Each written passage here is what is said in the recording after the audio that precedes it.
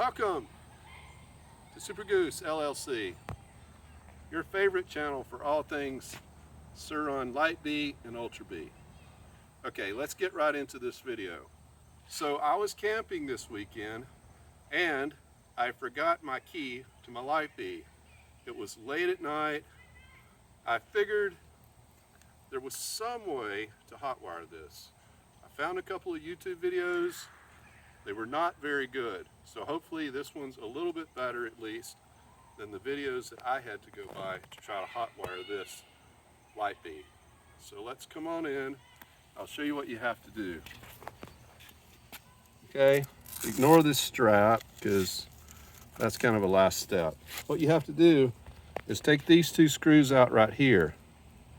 First step, take those two screws out, and you can do that with the toolkit that comes with the bike. You pull this up. All right. Now, this wire here, okay, is connected to this wire here. So what you want to do is disconnect that. Now, that goes to the ignition. The other one is for the USB cable, but that goes to the ignition. Now, some people on the internets claimed that you could just disconnect this and then it would start. That's not true, at least with the 2023 Light Bee. But anyway, what you need to do is you need a short piece of wire, about maybe 2 inches long maybe, and then you what do you call it? You get rid of the insulation, strip it. Yeah, you need some. So I didn't have wire strippers, and I didn't even have wire. What I did was I did have a USB cable that I kept in here for charging my phone on occasion. This isn't the one, but I had one similar to this, and I cut it about like that. Now this isn't the ideal cable for this sort of thing, but it's all I had. And no store was within an hour drive of where I was. It was late at night, I wasn't going out. So I cut about that much, then I stripped off about maybe half to 1/4 of an inch. And then once you do that, this USB cable has 4 tiny little cables inside it, and you have to strip all of those off. All I had was a razor blade. So I did all that with a razor blade. Then I tied all those wires together. Now, if you've got a better wire, that will make your job easier than mine was.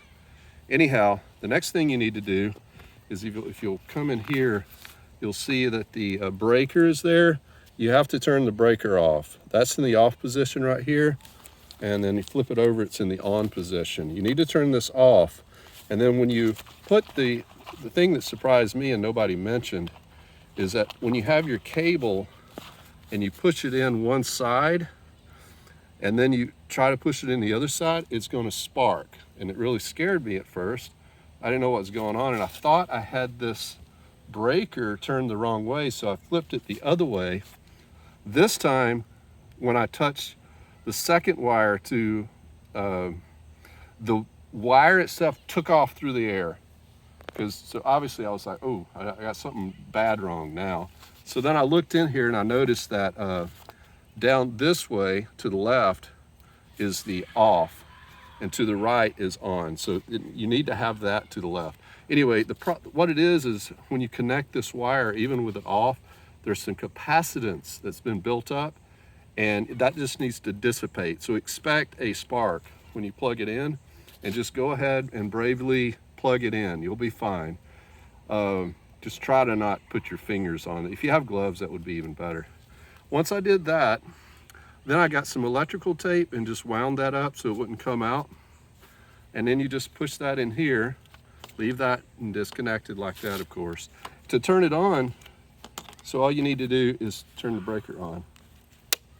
So I turn the breaker on, you can see that the bike is coming on. There's no key in the ignition.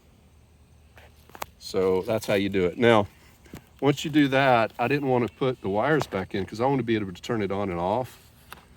But if you trust the people you're around, you can just leave it on for a weekend it won't dissipate the battery too much, just having it on and not moving.